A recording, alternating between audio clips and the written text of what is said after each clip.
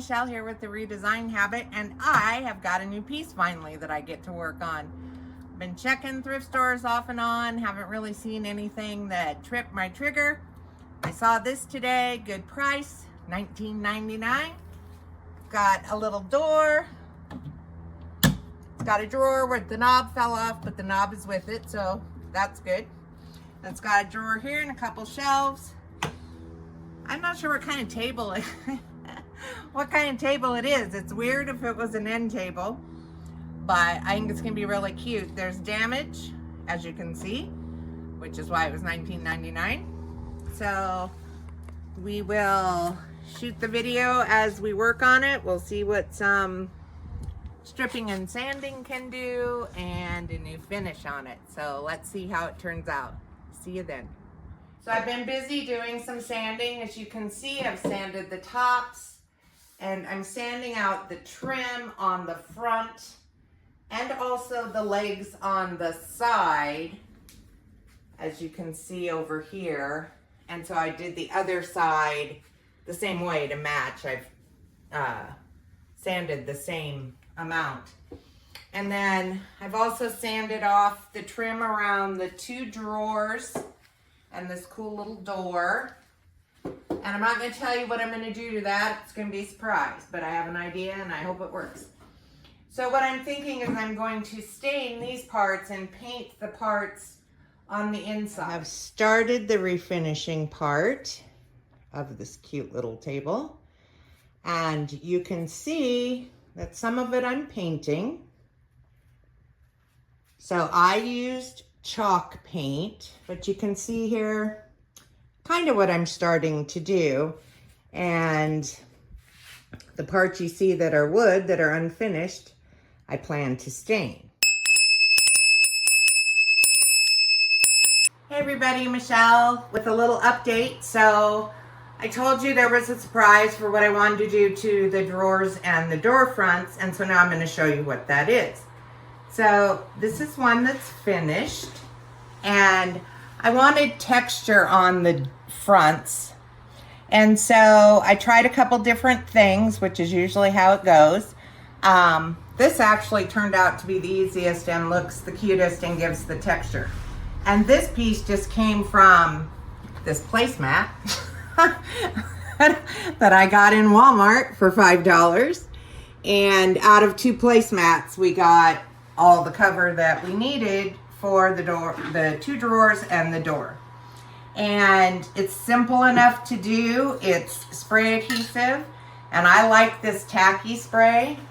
It's the same makers as the fabric glue that everybody knows, the tacky glue. And I like it because it's forgiving and then it holds. So you got a little time to work around with it before it really sets up, and I like that. That's very helpful. So this is what I used to hold the fabric to the front of the doors and the drawer. So measuring inside, and then cutting the correct piece that fits, and dry fitting, you know.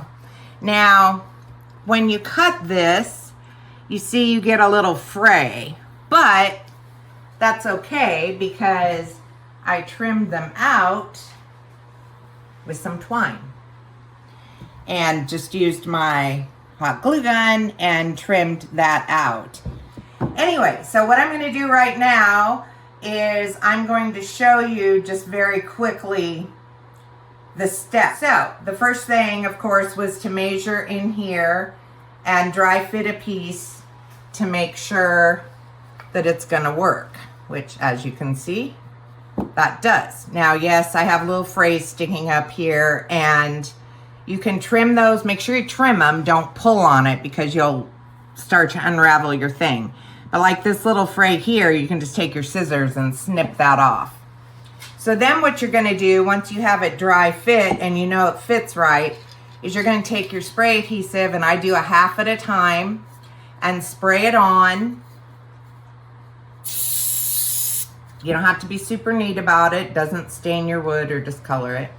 And then just press it down and get it into the corner as good as you can, and just kind of mess with it till you get it down in there. Now remember, I'm trimming it out so my edges aren't super important to me because I'm going to cover it up. And then you're going to do your other side. Same drill, spray, push, wiggle, primp, poke, prod, whatever. And you can even use a tool if you really want to get in there. But again, I'm trimming it out, so I'm not that picky. Now I'm going to cut off this little guy that was sticking up there. So once you have it in there, your next step is going to be to take your twine. I'm using a hot glue gun. Some people hate hot glue guns. You could use just regular tacky glue to do this if you don't have a hot glue gun or you hate using it because you're sick of blistering your fingers all the time. But you're just going to run a bead, and then you're going to take your trim and you're going to stick it to that bead. And when I did it, so you're just going to stick it down till you get all the way to the other end, then you're going to trim it off. And when I did it, I did my 2 long pieces first and then cut the short pieces to butt up against those 2 long pieces. So you can see on here, I did the long sides and then I cut this so that it butts up against those 2 ends. That's how I did it. You can do it any way you want to. I've seen people go all the way around. I don't have good luck with that. So I do it in sections. And then once this is on and dry, the next thing you have to do is get your handle, which here's the handle. And it's just your typical, it's got a screw that comes through. And you have to poke through here and get it through your fabric without destroying your fabric. So what we did was use an awl and kind of come from the back. And so you can see it sticking up there. And just kind of work it and then pull it out and see if you've got it. Okay, so I use the awl to get it started, and then I'm going to come through the back. I have this long screw that's pointy and come through that same hole I made with the awl, and see there's the tip. So now by grinding it through there like that, I've created a little hole in the front. And I can come from the top and just make sure that opening is big enough that my screw can come through. So go from the back first, get your hole where you can see it, go from the front. So the threads that this screw have on it actually help when you're poking it through to get a hole in your fabric. You could probably do it with just a long nail too, but I find the threads help. So you do that. You knock over your glue gun for the 5th time. You try to find your screw. Here it is. And we're going to see if it comes through now. So there's your screw. Now, these are the screws that came with this piece because these are the handles. So there isn't a whole lot of thread coming through, but it is enough to grab it. And then you just screw your handle on. And then, like you do any handle, and then come from the back. Sorry, I'm working with an injured wrist. And just tighten that screw into the handle from the back side. Now it's on there snug, it's not going anywhere, and you're all set. So that is how I did the fronts of these. When I come back for the reveal of what I've done to the big piece, this will be put back on and this will be in its place, and we'll see you there. Hey everybody, so here she is. She's all done. She was a little bit of work, but not as bad as some pieces I've had.